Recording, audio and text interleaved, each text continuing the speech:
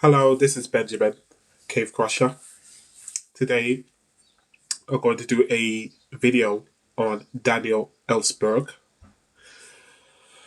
Since there is an ultimate um, echo chamber between mainstream media and old figures, um, all hailing around um, this individual um, who is branded as a hero and with the Pentagon paper psyop. The reason why I call it a Pentagon paper psyop is because the real truth of this so-called Pentagon papers, um, as Aunt Baby, her channel, I recommend, similar to the current uh, Israelis.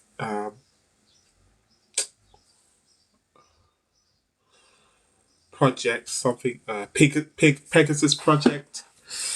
She breaks it down, all the shit, the real agenda, the purpose of that, why it's so publicized and simultaneously across mainstream media and old media to target countries and do regime change. I'm going to talk about Pentagon Papers itself, you know, in this aspect to divert attention from the Phoenix program and probes into their drug smuggling, as well as to cover up their role, the CIA role in Vietnam War.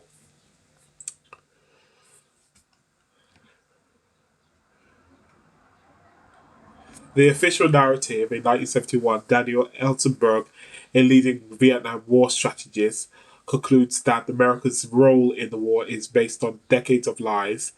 He leaks 7,000 pages of top secret documents to the New York Times, a daring act of conscious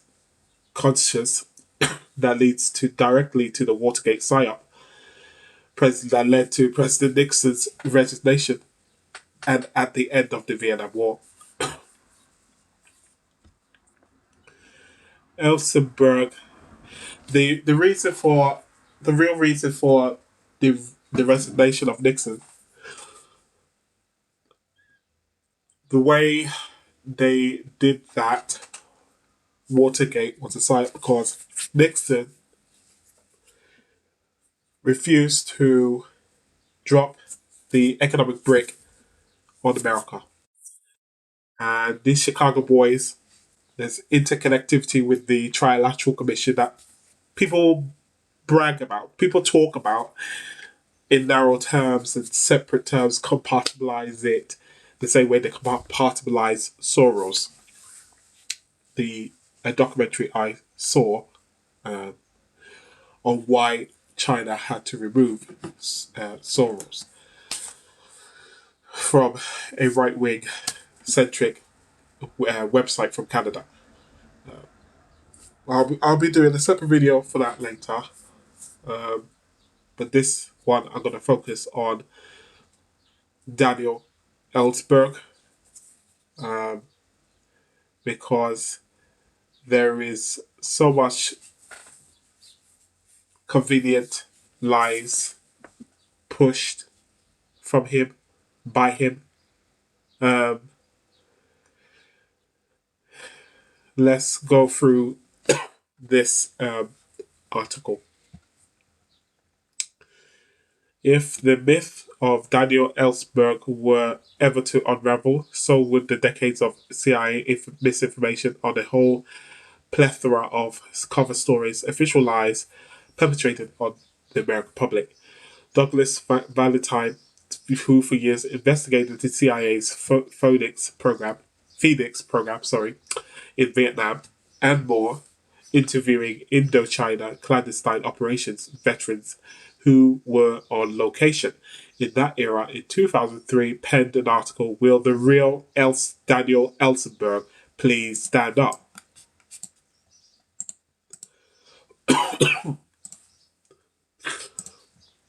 The House of Representatives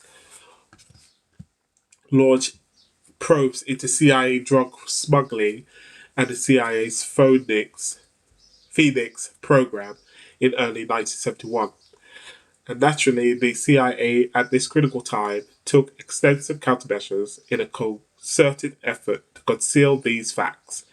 What is relevant is that in June 1971, Daniel Ellsberg leaked the aptly named Pentagon Papers, shifting blame for the increasingly unpopular Vietnam War from the CIA to the military, while distracting public attention from the investigations of the CIA's Phoenix program and the CIA's involvement in drug smuggling. The article is worth a read. A witness CIA delivery of heroin to the United States Army at Vung Tau, Vietnam in 1971. There is no conspiracy theory involved with CIA international narcotics trafficking. This is cocaine import agency we are talking about here. Only the actual conspiracies that have been and continue to be carried out. Ellsberg's denials concerning any knowledge of or connections to this trade, even as he is established to have been moving among and interacting with its principal players, is a red flag that should have warned people of embracing anything this Korean CIA disinformation specialist and Molin left has ever asserted. 10 years after Valentine has published his Ellsberg article in 2003, James Corbett, which I used to watch from the beginnings, observing who is another Cold War propagandist nowadays. He had an hour in discussion with Valentine on the very same, developing a larger body of information of this on the radio podcast or something. Um, you can put the links in all of these stuff below to listen.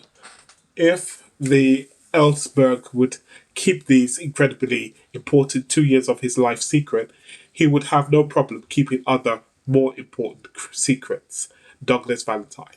The first question Valentine raises in his radio interview when Ellsberg wrote his autobiography, aptly named Secrets. Why did he keep major portions of his story secret? Ellsberg's connections to the heroin trade's principal players, the fact he'd been in liaison with the CIA covert war, separate to the regular military bosses, and was plugged into the highest level of the Indochina covert operations scene as his work assignment. Related to this, Ellsberg had taken on covert operations assignments in Saigon for the CIA chief of station. One of Ellsberg's colleagues of that era then drops the bombshell. He was the one who passed along instruction for Ellsberg to release the Pentagon Papers.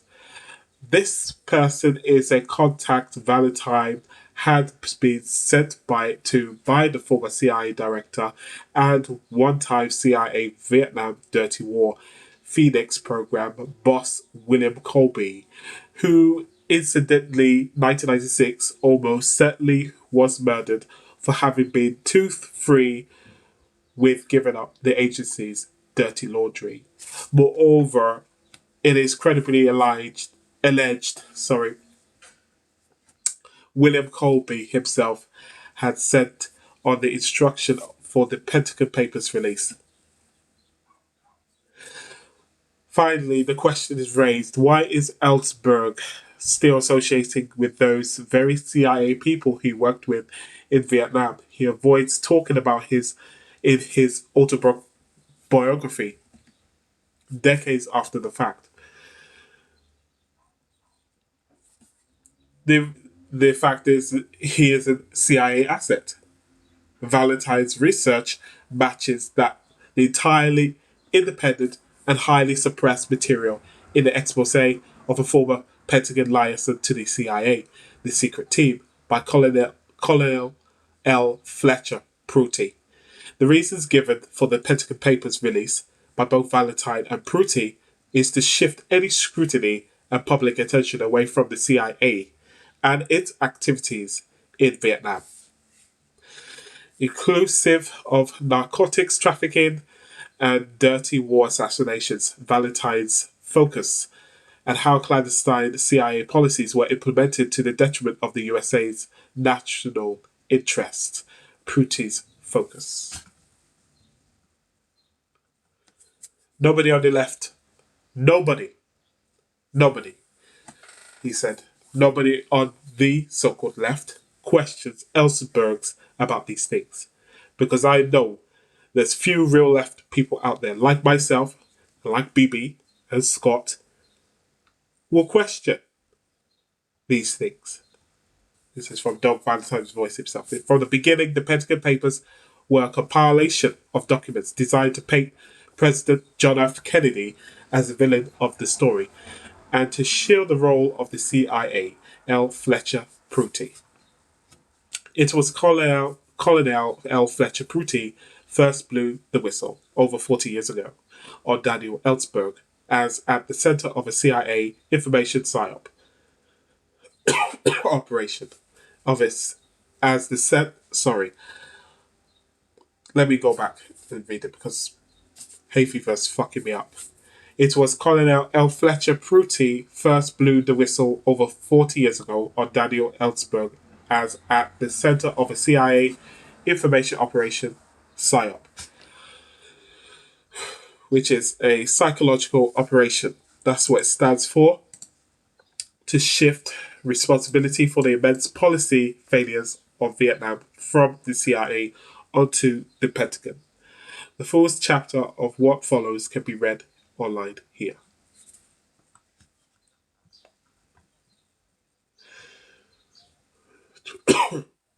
We have been saying that the release of the Pentagon Papers by the former CIA agent and longtime associate of Edward G. Lansdale, Daniel Ellsberg, may have been the opening attack by the CIA to cover its disengagement not only from the physical conflict in Indochina, but also from the historical record of that disastrous event. In this effort, the CIA appears to be trying to hide behind its own best cover story. That is that it is only an intelligence agency and that its fine intelligence work during the past 20 years on the subject of Southeast Asia is all that we should remember. Now, we find in Cooper another CIA apologist using the Foreign Affairs Review to follow up and to praise Ellsberg. In fact, Cooper's acceleration in his task gets the better of him when he says, thanks to Daniel Ellsberg, he meant it. He meant it. This their endorsement of Ellsberg by the CIA writer in the publication of the Council of Foreign Relations. This fucking stenographer is all the more significant when one learns that this council is supported by foundations which are in turn directed by men from the Bechtel Corporation. You know, all these fucking corporations. Chase Manhattan Bank, Cummins Engine, Corning Glass, Kimberly Clark, Monsanto Chemical, and dozens of others. Dozens of big businesses. Big business.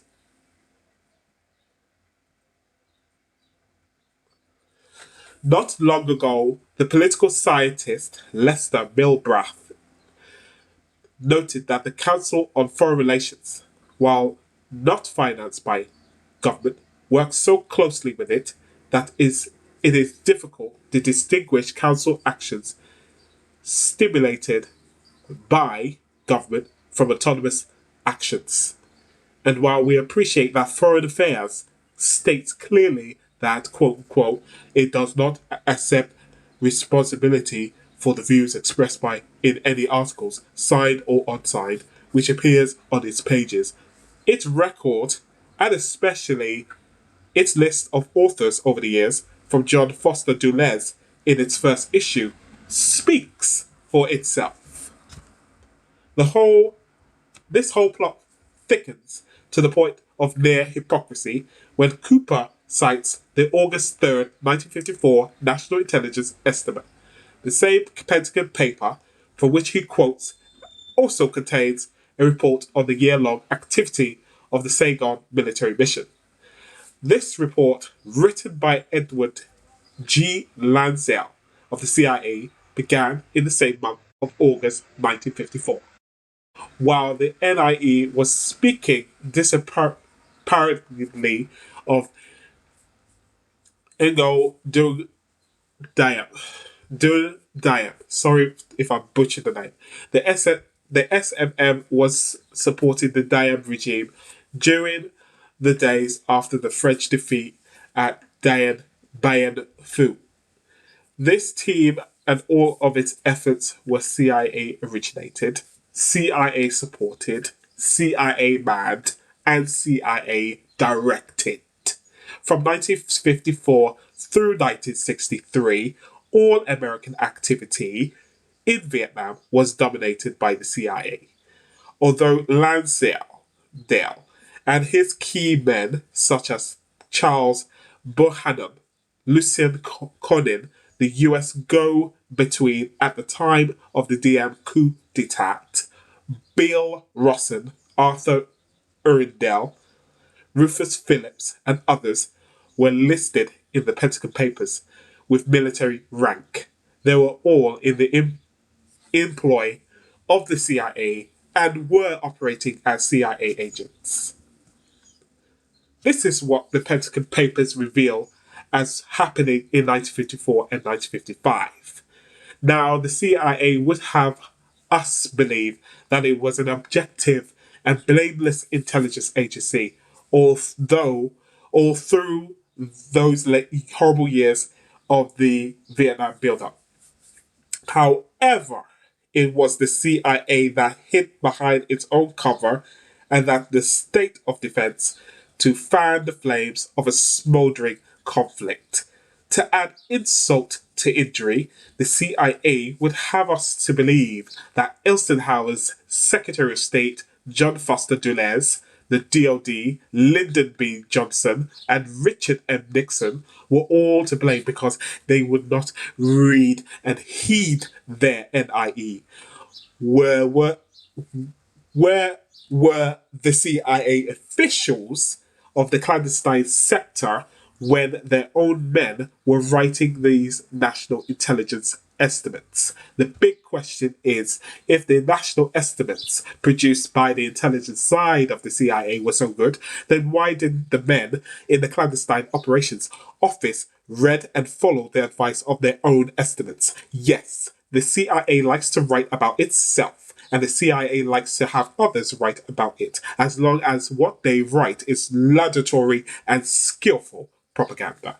How can the CIA rationalize the fact that at the very same time it was sending them its most powerful and experienced team of agents into action in Indochina after its success with Magsaysay in the Philippines? It was NIE for the president saying exactly the opposite.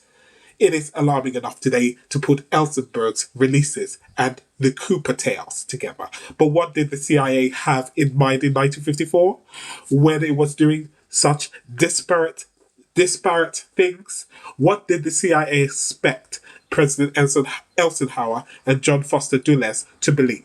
The NIEs that said we could win with the frail Diem regime, or the SS SMM clandestine operation that was designed to support the same Diem regime? Or could it have been that they either did not know about the secret operation or were improperly briefed? This is the very heart of the matter. This is what this book is all about. To put it in another context, Eisenhower was planning for the ultimate summit in May 1960. Did this NIE say that all was going well and nothing should be done to upset the chances of success of what most important mission, and the DD/P come in with his briefing for the U2 flight at the same time? Or perhaps there was an NIE and no briefing about the U2. How did the ST handle that one? Or to carry the same theme to early 1961, did the NIE correctly foretell that the Cubans would not rise up and support an invasion of so few troops without US troops and air cover? How did the DD/P brief the secret operation to President Kennedy to perform an invasion operation that was patently diametrically opposed to the NIE? To drive home the point of this duality farther, Cooper states in November 1961, shortly after General Taylor and Walt Rostow returned from their trip to Vietnam, recommending in inter alia that the U.S. offered to introduce into South Vietnam a military task force. And NIE warned that any escalation of American military activity in Vietnam would be matched by similar escalation by Hanoi. In the North Vietnamese would respond to an increased US commitment with an offsetting increase in infiltrated support for the Viet Cong. Again, the Intelligence Directorate of the CIA plays the lily white role. At about the same time, July 1961, the Pentagon Papers show that a report again by Edward C. Lansdale, at that time a brigadier general assigned to McNamara's staff, and still as ever a strong supporter of the CIA, lists the very considerable amount of unconventional warfare resources in Southeast Asia, which were supported by and operating under the CIA. These military and paramilitary forces added into the tens of thousands of armed men and were liberally supported by American men, American money, and American equipment, all put in place under the direction of the CIA. The Deputy Director of Central Intelligence, General Carbell, had just ordered the CIA-operated United States Marine Corps helicopter squadrons from Laos, where things had turned from bad to worse in South Vietnam, where things were going to turn from bad to worse. They were flown into the Camus Peninsula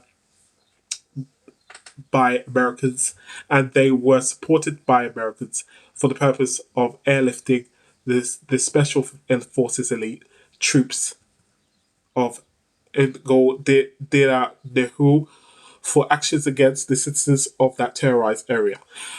This was another example of what was going on in the covert field at the same time that intelligence was putting out an estimate to the contrary. We have Cooper to thank for the nice story and Ellsberg to thank for the not so nice story. Who was President Kennedy to believe? The man who came in with the NIE, or the man who came in to brief him about the tremendous clandestine and paramilitary operations? Or did they tell the president about both? Today, the CIA would like us to believe that it had challenged the validity of the hallowed domino theory by advising Lyndon B. Johnson that, with the possible exception of Cambodia, it is likely that no nation in the area would quickly succumb to communism as a result of the fall of Laos and South Vietnam. Furthermore, a continuation of the spread of communism in the area would not be irreparable. In 1961, the same time as this quote, Maxwell Taylor, the White House spokesman for the clandestine side of the CIA, informed President Kennedy that the fall of South Vietnam to communism would lead to the fairly rapid extension of communist control or complete accommodation to communism in the rest of the mainland of Southeast Asia and in Indonesia. The strategic implications worldwide, particularly in the Orient, would be extremely serious. In those days, Maxwell Taylor expressed more properly the views of the CIA, DD/P, than those of the DOD, where he was held in awe and suspicion after his return from retirement to become a member of the Kennedy inside staff. General Taylor continued to espouse this view even after he moved to the Pentagon as chairman of the Joint Chiefs of Staff on January 22nd, 1964, in a memo to Secretary of Defense Robert S. Namara. He said, a loss of South Vietnam to the communists will presage an early erosion of the remainder of our position in the subcontinent. Even though he had moved to the Pentagon, Taylor's memoranda on South Vietnam were written by the Special Assistant for Counterinsurgency and Special Activity, an office within the confines of the Pentagon, but an office that had been created to work with the CIA, and which by that date had become a regular conduit for CIA thought and action. Then McNamara picked up this same party line in his memo to President Johnson. At that time, his memoranda on this subject were written either by Lansdale or Bill Bundy, by both CIA men, of March 16th, 1967. Southeast Asia would probably fall under communist dominance. All of Vietnam, Laos, Cambodia, Burma, Indonesia, Malaysia, Thailand, Philippines, India, Australia, New Zealand, Taiwan, Korea, and Japan. By now, everyone was putting all pressure possible on Johnson, and as noted, they used all of the dominoes. And yet, the CIA today would have us believe that they were only the voice of the DD/I and not the DD/P speaking. Though to Maxwell Taylor, thence to McNamara. Sorry if I butchered the name, don't give a shit. With input from Bundy and Lansdale and on the Rusk and Johnson, no wonder the CIA wants men like Cooper and Ellsberg writing for them.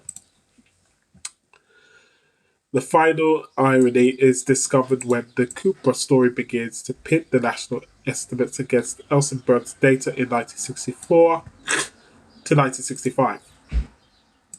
He states that the NIE of late 1964 claimed that we do not believe that such actions against the North would have crucial effect in the daily lives of the overwhelming majority of the North Vietnamese population. We do not believe that the attacks on industrial targets would so exacerbate current economic difficulties as to create unimaginable control problems for the Hanoi regime, would probably be willing to suffer some damage to the country in the course of the test of wheels with the US over the course of events in South Vietnam. Then, as if to place the blame on the military, he adds, as the Pentagon's historians note, this view had little influence on the contingency papers which emerged. The most remarkable thing about this paragraph from Foreign Affairs is that it is directly the opposite of the views presented in the Pentagon Papers as the William Bundy memo on actions available to the United States after Tonkin, which is dated August 11th, 1964. Bill Bundy was at that time no longer sitting in the Pentagon. He was working for the ST as Assistant Secretary of State for Far Eastern Affairs. However, overriding that position, Bill Bundy was always the ready spokesman and puppet in both the Kennedy and Johnson administrations for the CIA. He had been with the CIA for 10 years. Was the son-in-law of Dan Ashton, and has been reported, as of this writing, to be in line for the position of editor of Foreign Affairs. In this utterly fantastic memo, CIA spokesman Bill Bundy listed pages of dirty tricks and increasing pressures that were to be brought to bear against Hanoi, including the Rusto favorite tit for tat actions. By late 1964, military escalation had begun, and the role of the CIA did not diminish. It was just overshadowed by the greater military magnitude. The flames that the CIA and the Great ST had ignited were faced by the military. However, even this huge force was never able to snuff them out. It just had to stand there and let them burn themselves out.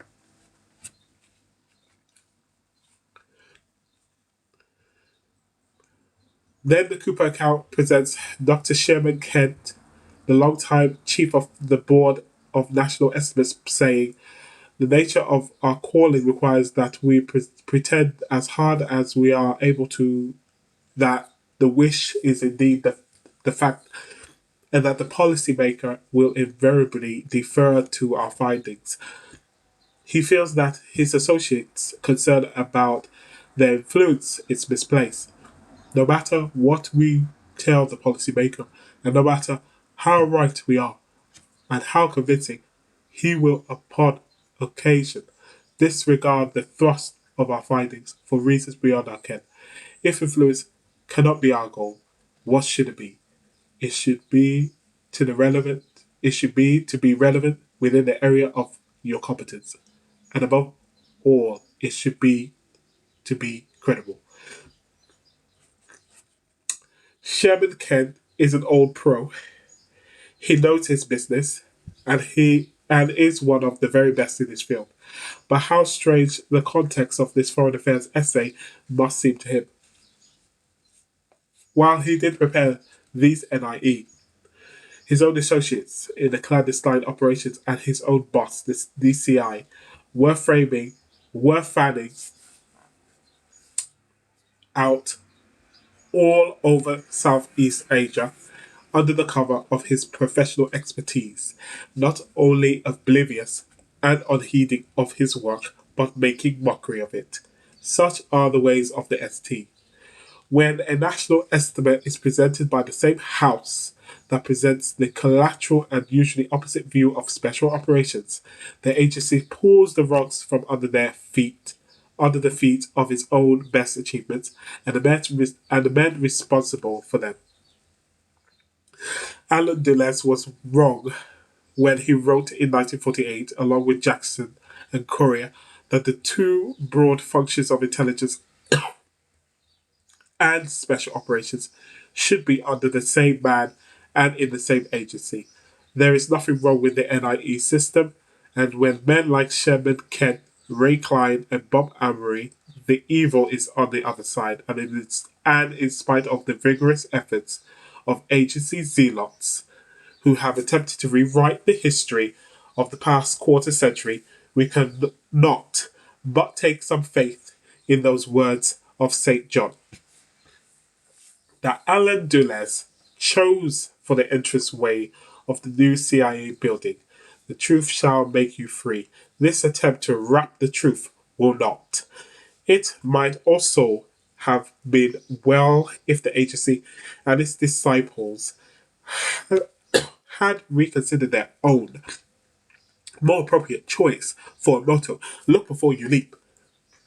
The American public and the world for which Arnold Toynbee speaks prefer truth. Of course. Wait a minute. of course, that the fact that E. Howard Hunt, James McCord, Bernard Baker, Regilo Gonzalez, Frank Sturgis, and Eugenio Martinez were all current or quote unquote former CIA operatives. And that G. Gordon Liddy had quote unquote special clearances from the CIA, and at the time might have given anyone who could fog a mirror a clue in that direction. But that's another thread.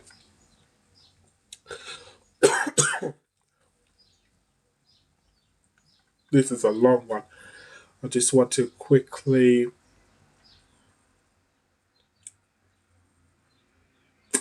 back to State Ellsberg and his rhetoric.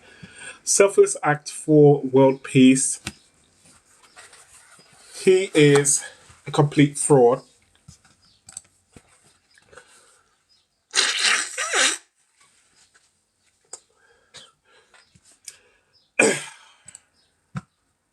And the CIA had already created the total plan for getting him off scot-free before he ever delivered.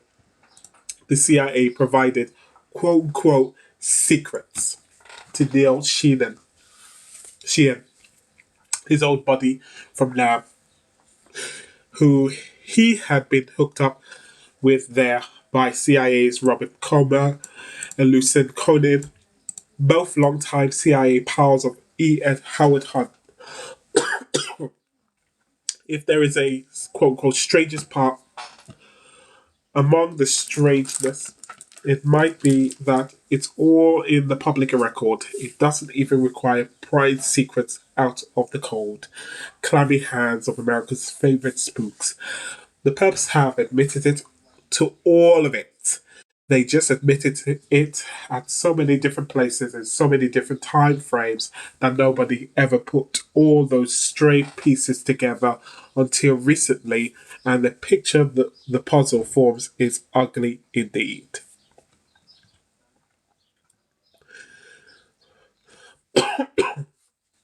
Ellsberg psychiatrist Lewis J. Fielding had been staff psychiatrist at the Veterans Administration's way back in the late 40s and early 50s, just when the VA was feeding unfortunate veterans into the hungry, tormenting maw of CIA's mind control beast, Operation Bluebird, and its bastard children, Archoke, Artichoke, MK Ultra, to be used as guinea pigs under the loving eye of Richard Helms, Sidney Gottlieb, and friends, where Hunt, Conan, and Coleman sang along three-part harmony. There are lots of tiny details that make up the big picture, and I won't lay out every one of them here in this introductory message in this thread. Introductory message in this thread. They've actually already been laid out meticulously in a very thorough timeline I've read. So this person, blah blah blah, put that one. One of them is that E. Howard Hunt and his wife Dorothy went to Miami with Bernard Barker, uh, Virgilio Gonzalez, and Felipe de Diego on Saturday, 17th April 1971, almost 2 months before the leak of the Pentagon Papers. So, so these happen to be exact same three CIA connected Cubans who Hunt later uses to stage a quote unquote break in at the office of psychiatrist Lewis J. Fielding. purportedly as part of the quote quote response to the leak of the Pentagon Papers. The claimed purpose of which will be to get the psychiatric file of Daniel Ellsberg.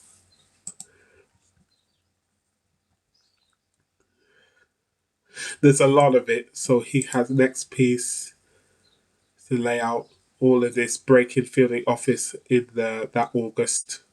Blah blah blah. So on 26th August 1971, Hunt and Liddy took these CIA supplied items and flew out to Los Angeles and went to the Beverly Hills office of Louis J. Fielding, purportedly to case, quote unquote, case the place for the upcoming break in. And they put on their ill fitting CIA wigs and took photos of each other with the CIA supplied camera standing in front of Fielding's in Fielding's identifiable office door. As inconceivable as this is already, we aren't done yet by a long shot.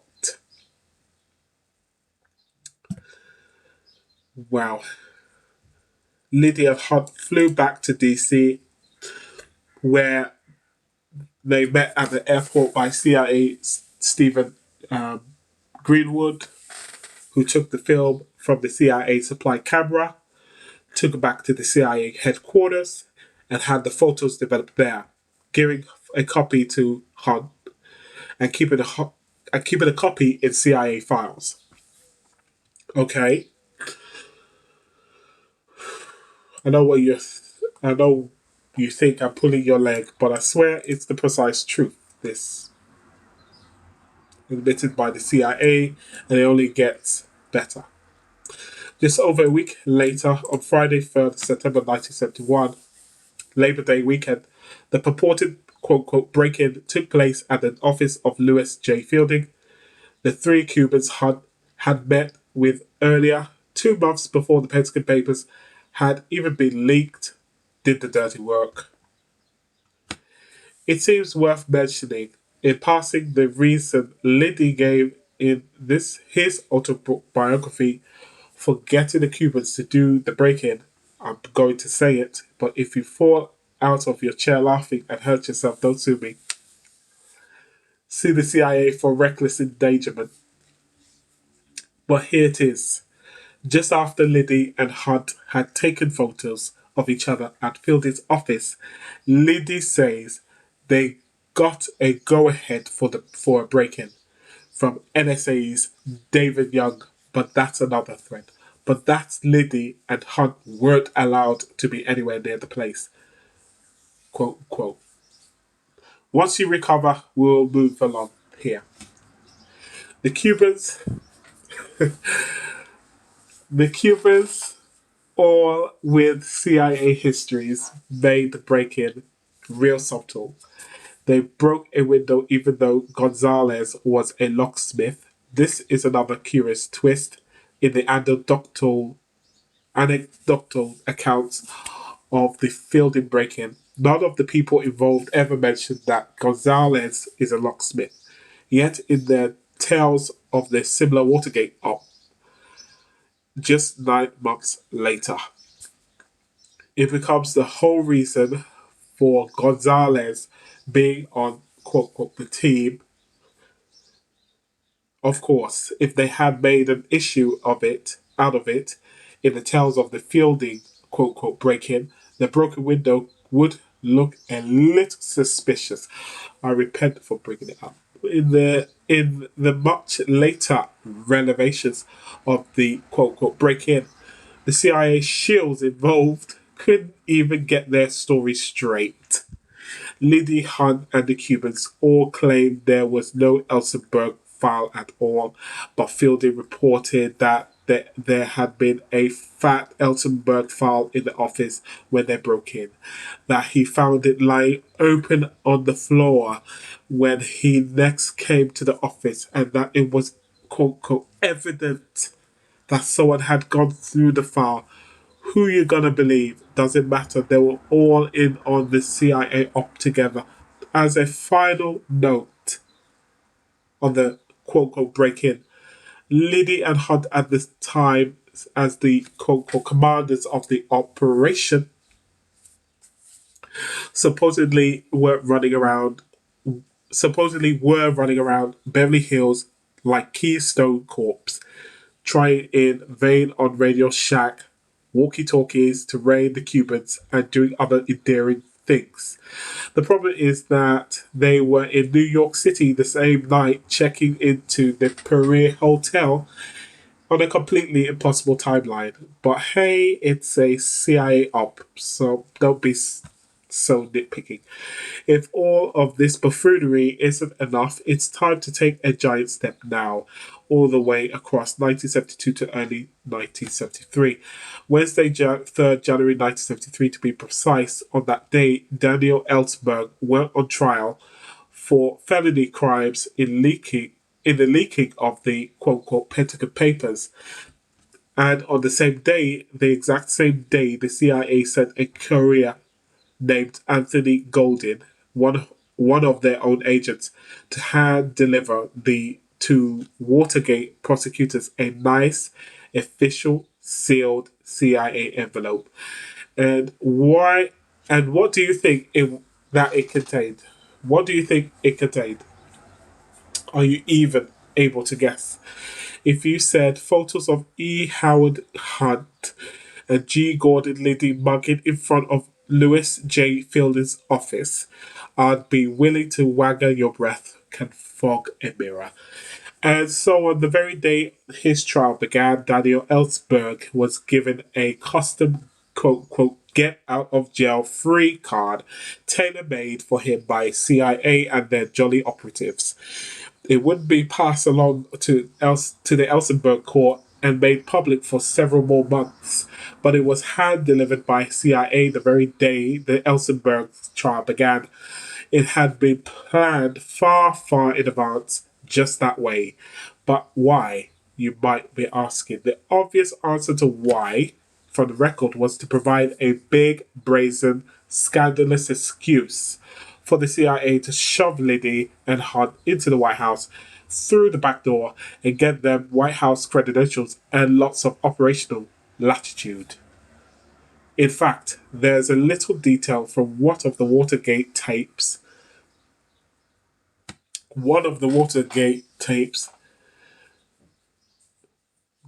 that has gone almost completely unremarked way back on 2nd July 1971, the day after NSA's David Young had been appointed to work with Igil Kroll and the White House Domestic Council.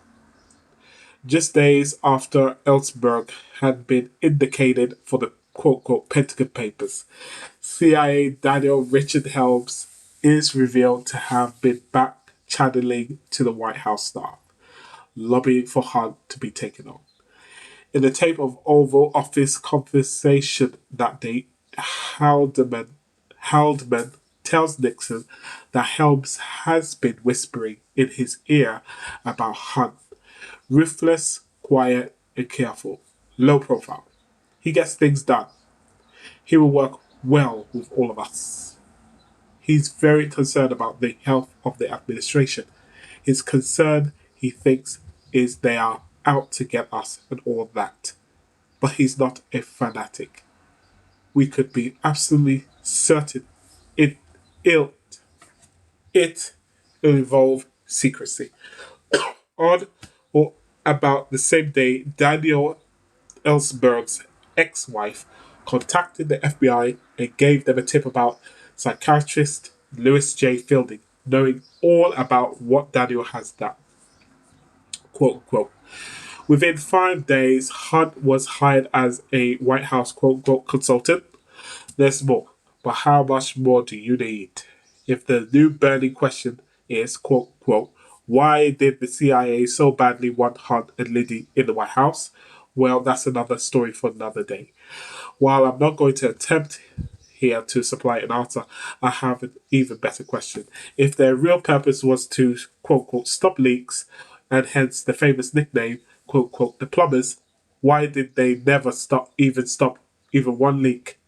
and never even ever do anything effective regarding any leak. It's not an ideal question. Think for yourself.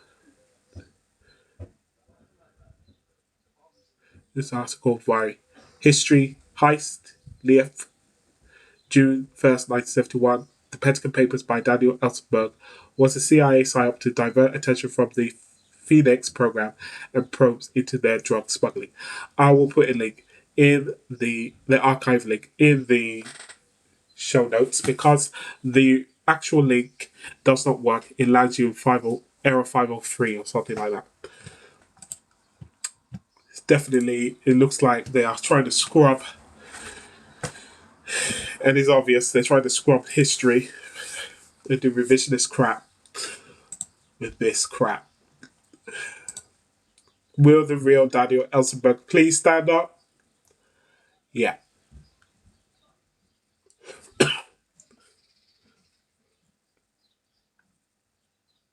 Ulterior motives, all about shielding CIA's role. Politics of heroin and war crimes in America.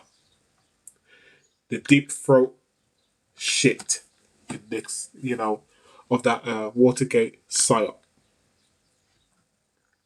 It's all intelligence creation. That's why they had to take out Nixon. Refusing to drop a brick on America, the economic brick. Refusing to go Reaganomics. And he's been chastised to be labeled as a liberal. Yeah. There's a whole history of the CIA and their poppy fields. That's why they have propaganda films that was released recently trying to promote this crap so they can go back to Afghanistan and do the good old days again. Because they're not getting those good old days. Afghanistan has moved on. And that's why the West, particularly the US elite, the CIA elite, the intelligence elite, want a war with China. The WikiLeaks is a CIA psyop. China is the number one enemy. China is standing in the way of their shit.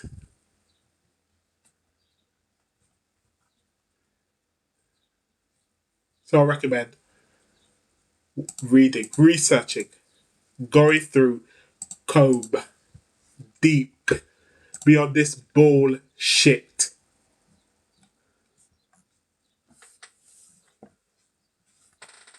Yeah. Mainstream press and all garbage. He can rest in pieces. Okay? Yeah. Rest in peace to the victims in Vietnam. That's my take. Have a great weekend. I'll see you in the next video. Bye bye.